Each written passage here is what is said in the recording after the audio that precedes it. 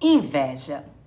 Entende-se pela inveja a raiva ou frustração pelo sucesso alheio, uma espécie de tristeza pela alegria do outro.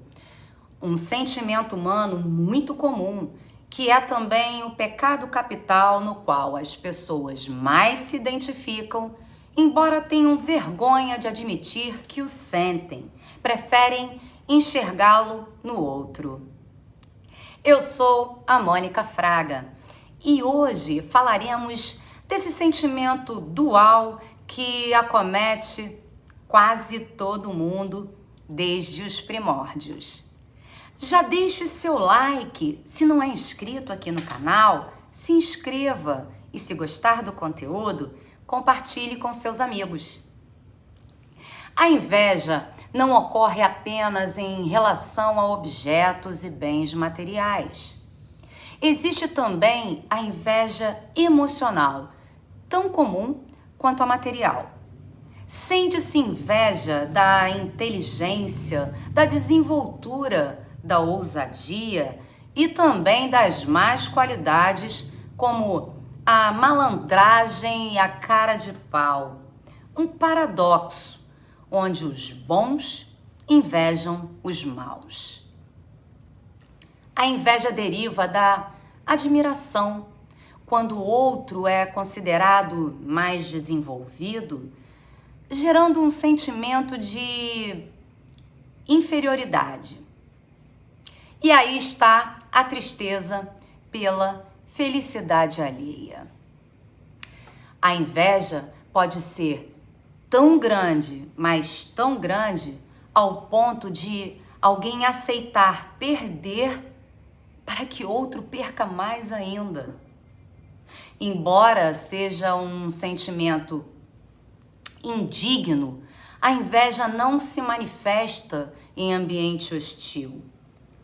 Normalmente vem das pessoas que mais amamos, como familiares, amigos, parceiros afetivos ou de trabalho, enfim. Quem nunca sentiu Schadenfreude provavelmente está mentindo. Sem tradução para o português, essa palavra alemã representa aquela alegria inconfessável de ver o outro se dando mal.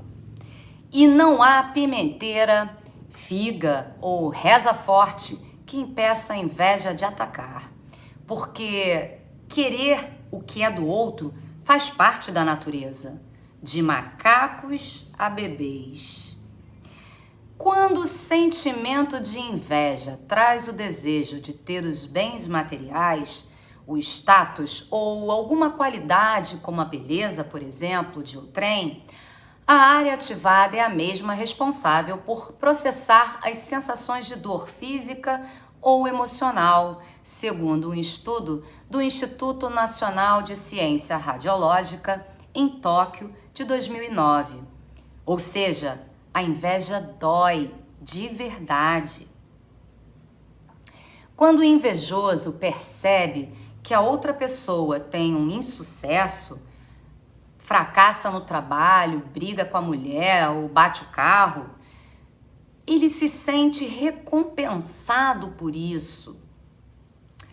E aqui não se fala de maneira figurada. A área ativada no cérebro, quando ocorre o Schadenfreude, é exatamente a mesma que processa sensações de prazer e alegria. Esse sentimento depende da percepção de quanto uma outra pessoa é bem-sucedida, e essa percepção depende dos traços de cada indivíduo, do que ele considera ser invejável. Quer dizer, a grama do vizinho será tão mais verde que a sua, quanto você enxergar. O gramado pode estar seco, com um aspecto de assombrado, mas para quem a invejar, será digno de final de Copa do Mundo. Mesmo se não houver grama nenhuma. Isso porque, em maior ou menor intensidade, ninguém está livre da inveja. E isso não acontece porque somos pessoas ruins. Os estímulos do ambiente refletem no cérebro e essa atividade cerebral provoca inveja. E não é só isso. Existe mesmo a tal inveja boa. Não é lenda, não. Quando seu vizinho diz ter adorado seu carro novo, por exemplo, pode ser até que ele esteja falando a verdade. O cérebro reage de forma expressiva quando processamos esses estímulos. Primeiro, em um estágio básico, o mais comum, vem aquela vontade de ter o que pertence a outra pessoa. Ou seja, o vizinho apenas queria ter o seu carro. É um passo além da admiração, mas um comportamento natural. Em uma etapa mais avançada, a inveja se manifesta por meio da felicidade com o insucesso do outro, com o desejo de que algo ruim lhe aconteça, que bata com o carro ou que ele seja roubado. Nesse caso, é o tal do Schadenfreude. Ao longo da história, diversos personagens causaram prejuízos a oponentes que ameaçavam roubar seu status. Em um caso famoso que entrou para a galeria de lendas sobre a inveja, o compositor italiano Antonio Salieri teria envenenado Mozart, então com 36 anos. Segundo o psicanalista Renato Trachtenberg, autor do livro As 7 Invejas Capitais, a história, ainda que não seja verdadeira, é uma boa alegoria do processo individual desencadeado pela inveja. Conforme a narrativa, ao se preocupar somente em alcançar o gênio austríaco, Salieri teria desprezado suas próprias qualidades excepcionais. Além de ser um excelente compositor, ele havia descoberto Mozart, o que mostra uma sensibilidade absolutamente aguçada. Ele também era um gênio e não precisava invejar ninguém. As pessoas com maior propensão à inveja em nível patológico são aquelas que têm graves falhas ou lesões nos lobos frontais do cérebro, regiões responsáveis pelo reconhecimento das regras e pelo respeito aos outros. Muitas vezes apresentam traços de uma personalidade sociopata ou psicopata, com comportamentos não aceitáveis socialmente. Então, elas não querem mais o que o outro tem, mas sim ser exatamente o que o outro é. Na verdade, a inveja teve um importante papel. Em uma época primitiva, desejar que o outro conseguia era um indicativo de quanto seria possível conquistar em determinado ambiente. Se um macaco conseguia 2 cachos de banana, mas um outro obtinha 5 cachos, o invejoso percebia que ele também poderia voltar para casa com uma quantidade maior de cachos de banana. Esse componente estimulava a competição, que serviu para o desenvolvimento da espécie. As áreas do cérebro que processam a inveja, entre outras sensações, só aparecem nos primatas e em alguns mamíferos. Trata-se de um mecanismo evolutivo muito importante. Mas, mesmo sabendo disso, tentar curar a inveja também parece uma missão impossível. Tirar a inveja de alguém seria como amputar essa pessoa. Mesmo os casos mais exacerbados de inveja não têm uma cura definitiva. Não é como uma cirurgia em que a doença é simplesmente extirpada.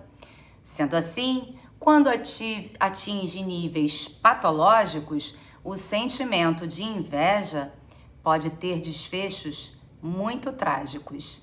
Em uma versão moderna do fratricídio cometido por Caim contra Abel em 2011, um jovem confessou ter matado o próprio irmão por invejar seu sucesso.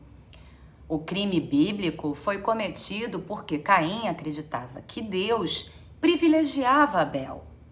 Na versão urbana, no Mato Grosso, ambos eram DJs e o assassino reclamou que o irmão era mais requisitado para as festas. Como ainda não há uma base de estudos neurocientífica que detalhe todo o caminho percorrido até que o pecado se consuma, uma das abordagens adotadas no tratamento é a psicanalítica. A inveja tende a deixar de interferir em nossa vida. Ou seja, se deixar de invejar é quase impossível, pelo menos dá para transformá-la em estímulo, em algo realmente proveitoso para quem a sente. Um dos 10 mandamentos dizia: não cobiçarás, o que vale para a mulher do próximo, mas também para o carro do próximo, a casa do próximo, o corpo sarado do próximo, a beleza do próximo. O capeta da inveja é representado por um dos príncipes do inferno, o Leviatã. O monstro importado da mitologia já aparecia no Antigo Testamento como dragão marinho, serpente, baleia e até como um crocodilo, disposto a engolir suas vítimas sem piedade. A inveja está dentro da cabeça e o mais dissimulado dos pecados provoca uma miscelânea de sentimentos: alegria, tristeza, impulsividade, agressividade, ansiedade, depressão. Os estímulos do ambiente refletem no cérebro, que acaba por desencadear isso tudo aí. É complicado.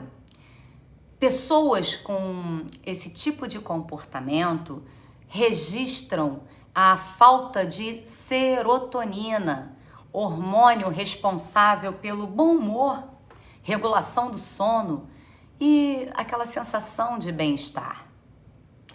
Não importa se é na escola, na família, no trabalho, entre amigos, somos incentivados a querer sempre mais, mantendo um modo de vida e uma forma de pensar baseados no embate. Há um estímulo à competição. A partir daí, as pessoas reagem de diferentes maneiras. Algumas são estimuladas, outras sofrem. Confesso a vocês que realmente não sou acometida por esse pecado, pelo menos no que diz respeito à minha percepção. Eu sinto alegria de verdade ao ver alguém que admiro ser reconhecido pelas qualidades ou esforços, talvez pelo meu senso de justiça muito aguçado. Sou uma capricorniana, né? Talvez já tenha compreendido de que de nada adianta querer o mal de alguém para simplesmente massagear seu ego gigantesco. Pois na lei do universo, tudo aquilo que é plasmado por você, querendo ou não, vai voltar. Então, o melhor a fazer é tentar, mesmo que a duras penas, fazer ser e pensar o melhor possível e focar na sua própria vida sem se preocupar tanto com a vida alheia. Seja você mesmo e se ame acima de tudo, pois é isso que fortalecerá seus laços com a sua autoestima. Se você gostou do conteúdo e se identificou com o tema, deixe seu like e compartilhe esse vídeo para que mais pessoas sejam alcançadas.